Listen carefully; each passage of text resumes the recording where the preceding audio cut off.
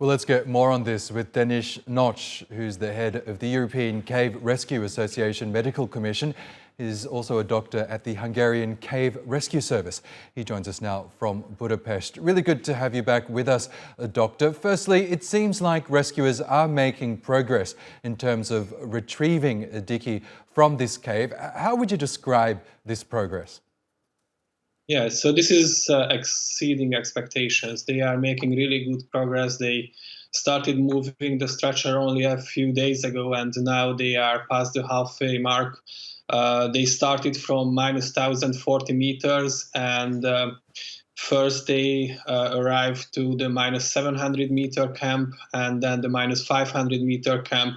And now we got reports that they are at 300 meters depth below the surface, where they stopped and preparing for the last push to get out of the cave. So this is definitely really good progress. It's exceeding our expectations. We understand that a medical doctor like yourself will be with him throughout this whole rescue operation to check on his condition. As we know, he suffered internal bleeding while he was on this expedition in the cave. From your experience, what sort of, indicators will this doctor be looking for in order to ensure that he's safely retrieved from the cave? Yeah, so when we got the rescue report, that when we got the alarm that a rescue needs to happen, then we sent in a Hungarian doctor, and she was caring for Mark for 6 days down at the camp at 1,000 meters, and there they monitored his condition, his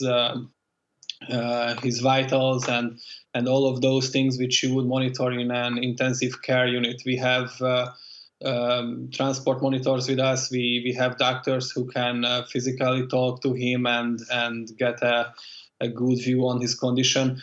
So after the Hungarian doctor finished her treatment down at the bottom of the cave, now the Italians took over, and the Italian doctors are giving excellent care to Mark.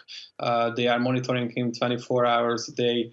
They have all the necessary equipment for transport, so they can measure blood pressure, pulse rate, they can measure oxygen saturation, and they even have blood gas analyzers with them, so they can measure the lab parameters of Mark's blood.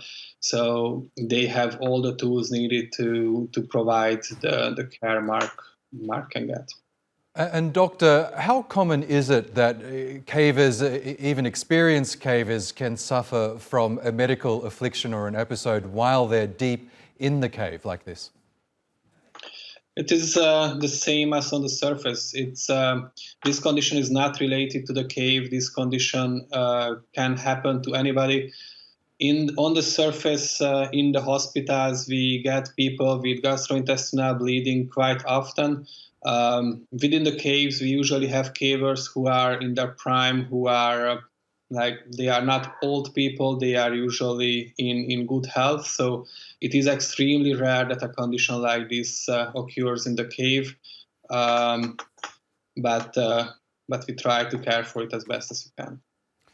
Okay, Dr. Dickey, we'll have to leave it there, but thank you so much for bringing us your expertise on this unfolding situation in the south of Turkey.